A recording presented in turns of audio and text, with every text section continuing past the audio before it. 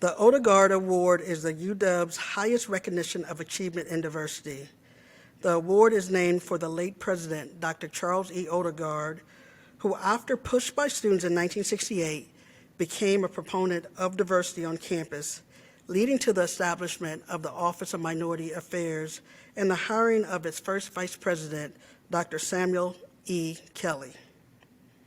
Each year, the Friends of the Educational Opportunity Program present this award to an individual, couple, or group whose work in the community furthers the vision of Dr. Odegaard and Dr. Samuel E. Kelly set forth more than 50 years ago to create opportunities for underrepresented and underserved populations.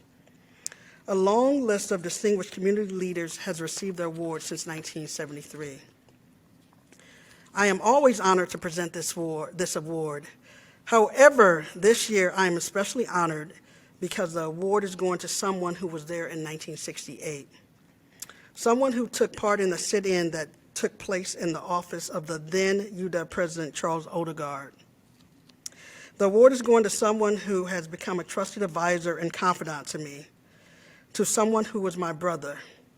We are in the same fraternity, Phi Beta Sigma Fraternity Incorporated, so we really are fraternity brothers. More importantly, the award is going to someone who dedicated his life to the access and success of underrepresented minorities, first generation, and low-income students. And he did this at great sacrifice to him and his family.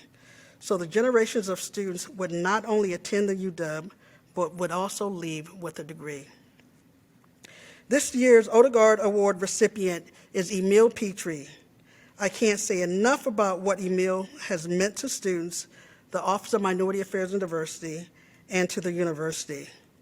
When learning that Emile would be receiving the Odegaard Award, a previous VP for the Office of Minority Affairs and Diversity wrote the following: "I cannot think of anyone more deserving. Emile dedicated his life advocating for underrepresented students in many capacities. It was an honor to have worked with him when I was Vice President for Minority Affairs and Diversity at the UW. Emile was my go-to person on so many matters that went beyond his position at the time. Without Emile, I am not certain I would have enjoyed any success at the UW. His energy and spirit served to inspire others like myself to do what is right, which means taking a risk sometimes in order to move forward. He is a perfect recipient for the Odegaard Award based on his personal and professional work that truly exemplifies the diversity efforts by former President Odegaard. How lucky the UW is to have Emile helping to forge a path for others to succeed. I think all of us who have had the opportunity to sit in this seat as the Vice President of Office of Minority Affairs and Diversity would concur." Now, let's watch a short video featuring Emile Pitre.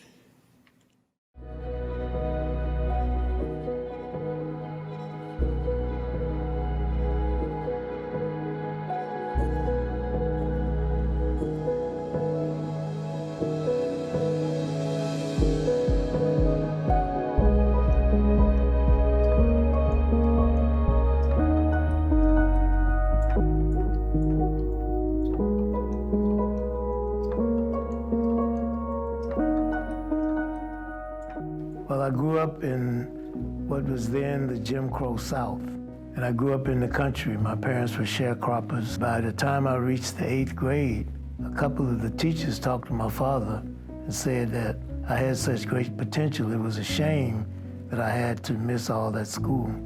So my dad made an executive decision. He decided that me and my siblings would no longer have to miss school. I arrived at the University of Washington on September 7th, 1967. I was the only black student out of 43 students who entered the graduate school in chemistry. But I went to the hub in search of blacks. I was coming from an all-black school. I was looking for people who looked like me and were like me. And lo and behold, as you walk into the door, there are 2 tables, all black students sitting there.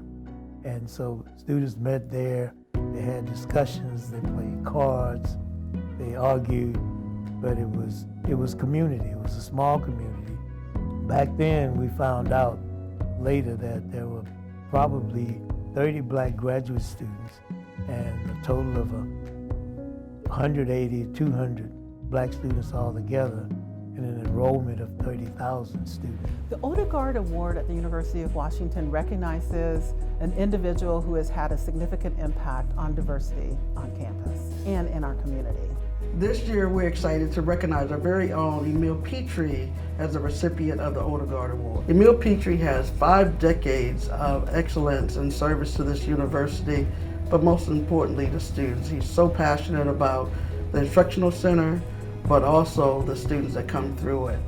So he has done more than just change the face of the university. He has changed the DNA of the university.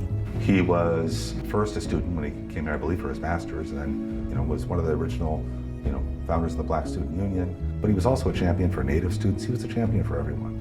And so I think that, later he did work for obviously the IC, and he was a big proponent of students there. Then he was working for Office of Minority Affairs. So he's done everything.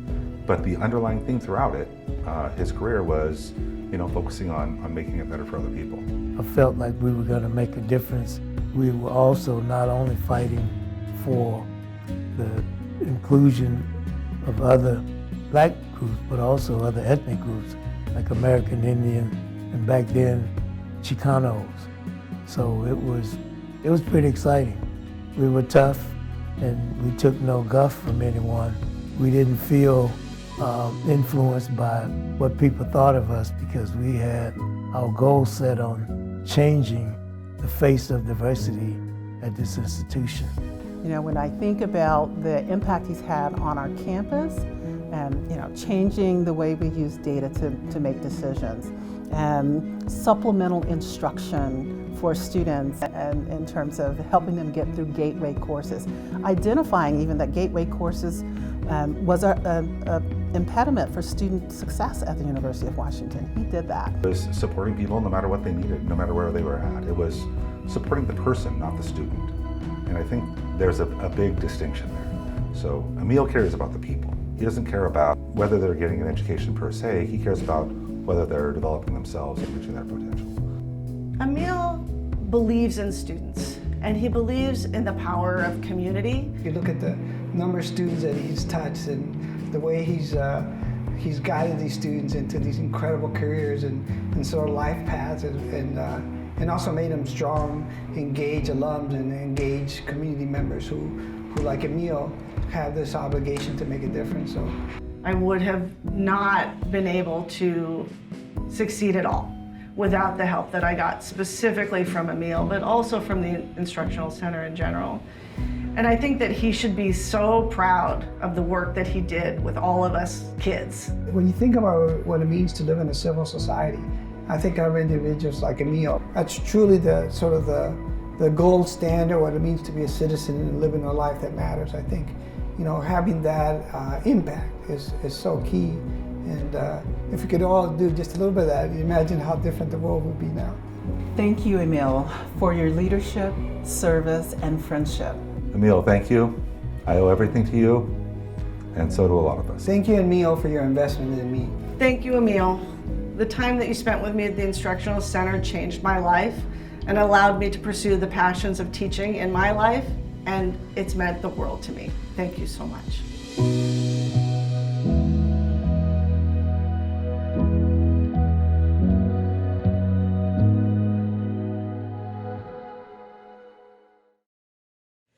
It is my pleasure to present the Charles E. Odegaard Award to Emile Pitre. Now please focus your attention on these remarks recorded by the man himself, Emile Pitre. Good evening. Listening to Vice President Hall's introduction and viewing the video, a modified version of the lyrics by the rapper Drake comes to mind, which is, I started at the bottom, but now I'm here. From the cotton fields through the first 16 years of a segregated education to the 47th recipient of the coveted Charles E. Odegaard Award. It is indeed an honor to be one of this august group. Thank you Friends of the Educational Opportunity Program for choosing to recognize me for the 50th anniversary of celebration. Frankly, I never thought it would happen. However, my wife Barbara did, and I owe her a debt of gratitude for her support over the last 41 years and for sharing me with the hundreds of students who I chose to serve during roughly 95% of my entire professional career. Barack has his rock, but I have my foundation. She has also been my dance partner over the last 21 years, insisting that we follow a choreographic script as opposed to my preference, which is freestyle. There are others who I would like to thank for supporting me along this long and enduring journey. Thank you to my blended family, Keto, Alton, Emile, Tony, Dwayne, Teddy, and Owen, for the sacrifices you made in order for me to serve a higher purpose. Service is in my DNA, literally. I am confident it was passed down from my mother, who willingly served others for her entire life. Next, I want to acknowledge those teachers who saw in me a potential that I had no idea I possessed, particularly my 8th grade teacher, who told me, my father, that with my potential, it was a shame that I had to miss so much school, 2 months out of each year until cotton harvesting was done. It is when my father, who only had a 3rd grade education and was a sharecropper, made that executive decision. He did not ask the landowner for permission. And finally, my parents, who provided the love and support that motivated me to study hard and perform at a level comparable to most high-achieving students, even those who possess greater apparent innate ability and definitely a higher level of academic preparation. It was a source of pride for my father, who valued education highly. So how did I end up at the Instructional Center, a place to which I forever will be attached and associated with? I started as a tutor, then became a part-time math instructor, but left to work in Greensboro, North Carolina as a senior analytical chemist. Then one day, Dr. Millie Russell phoned me and asked what would it take to bring me back to UW and start a chemistry program at the IC. My response was a lot less than my salary at the company where I worked. It was a decision I've never regretted. I enjoyed every day of the 20 years that I spent teaching chemistry and the 13 years directing the center. During my tenure, more than 11,000 users earned bachelor's degrees, and since its inception, at least 25,000 users have earned bachelor's degrees from UW. And based on recent data, they graduated at a rate of about 20 percentage points higher than the national average. One would think that with this record of success, supporters would be beating down the door, chomping at the bits to support this double award-winning program, which due to limited staff as well as space constraints, only about a third of Educational Opportunity Program students have access in any given year. It is my sincere hope that after tonight, someone with the wherewithal will contact our advancement team, and the rest will be history.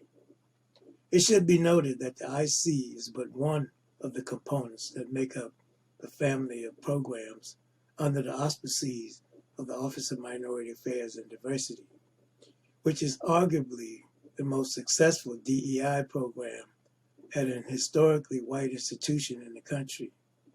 But I submit that many of its current students are oblivious of its accomplishments.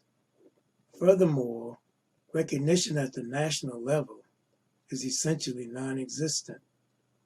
To address this lack of awareness, a twice-edited manuscript was completed 6 months ago, which tells a story that spans a half century. and a book proposal was submitted 4.5 months ago. To date, no firm commitment to publish it has been made. The response essentially was that the story of OMA&D is a very important part of university history and needs to be known widely. However, it will take time for the publisher to see its way forward. You know, President Odegaard made a similar statement 53 years ago when we challenged the administration to change the face of diversity and inclusion at UW. I wonder what would have happened if we just waited for that change to occur. Now is the time to be the first. At this point, I ask that you please join me in congratulating the 2021 Celebration Award recipients. Please know that I applaud you for your achievements, and I urge you to continue on this path of excellence.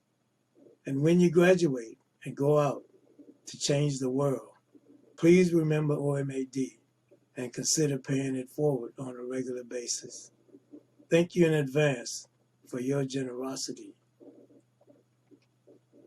In closing, I would like to leave you with a quote that has been attributed to a number of authors, including Oliver Wendell Holmes, who served on the U.S. Supreme Court for 30 years. It reads, "What lies behind us and what lies before us are tiny matters compared to what lies within us." Thank you so much for your time and attention. Go Huskies!